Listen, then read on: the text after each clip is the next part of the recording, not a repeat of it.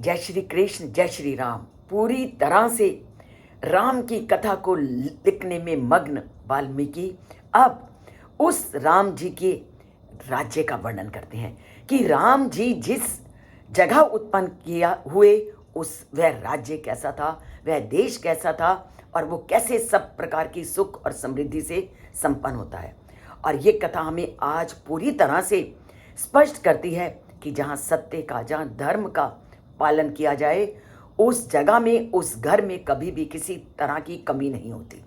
तो उनका वो राज्य किस नाम से प्रसिद्ध था और कैसी सभी प्रकार की सुख समृद्धि से युक्त था, उसका वर्णन करते हुए कहा है कि कौशलो नाम मुदिता स्फीतो जनपद महान निविष्टो सरयू तीरे प्रभूत धन धान्यवान। कि उनका जो राज्य था वो कौशल नाम से प्रसिद्ध था। वो हर व्यक्ति उस राज्य में प्रसन्न था। पूरा का पूरा नगर हर प्रकार की समृद्धि, धन दौलत से वो युक्त था। और वो स्थित कहाँ था? सरयू तीरे, सरयू नदी के तट पर वो कौशल नामक राज्य स्थित था।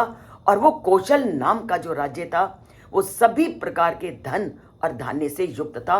अर्थात उस कौशल राज्य में कोई भी ऐसा व्यक्ति नहीं था जिसको किसी भी चीज की कमी थी। हर प्रकार की जो सुख सुविधाएं उस कौशल राज्य में रहने वाले लोगों को मिलती थी, क्योंकि वो राज्य धर्म के आधारशिला पर चलता था।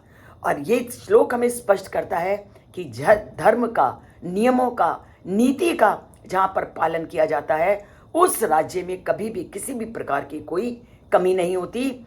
और इसलिए वो सीख देते हैं कि हर व्यक्ति अगर धर्म का, नियमों का पालन करता है तो उसके घर में भी कभी किसी चीज़ की कमी नहीं होगी, जैसे कौशल राज्य में थी। तो धर्म का पालन कीजिए, नीति के अनुसार जीवन चलाइए। और जैसा हमारे शास्त्रों में नियमों का विधान है कि घर गृहस्थी को कैसे चलाना है, उन नियमों का पालन करके देखिए तो हर प्रकार के धन धान्य से संपन्न होंगे घर, हर प्रकार के धन धान्य से संपन्न होंगे समाज और राष्ट्र। हमारी प्राचीन संस्कृति क्यों इतनी समृद्ध थी? हमारे प्राचीन पूरी देश की जो व्यवस्था थी वो इसलिए समृद्ध थी क्योंकि उस समय हर व्यक्ति अपने नियमों का, अपने धर्म का पूरी तरह से पालन करता था। और जहाँ धर्म का पालन करता है वहाँ किसी भी चीज़ की कमी हो ही नहीं सकती। कि धर्मो रक्षति रक्षिता, क्योंकि अगर व्यक्ति ने धर्म की रक्षा की है तो धर्म भी तुम्हारी कदम कदम पर रक्षा करता है।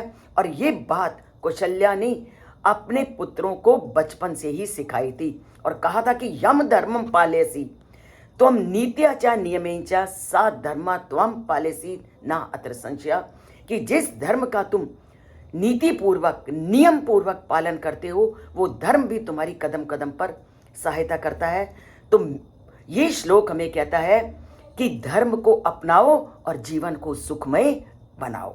तो आज से हम ये प्रण करते हैं कि जीवन को धर्म अनुसार चलाएंगे और अपने घर को सबसे पहले हम सभी प्रकार की सुख और समृद्धि से संपन्न करेंगे।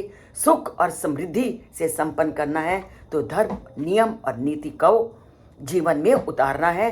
तो धर्म और नीति को जीवन में उतारते हुए हम राम कथा की ओर बढ़ते हैं और इसको जन जन तक पहुंचाते हैं।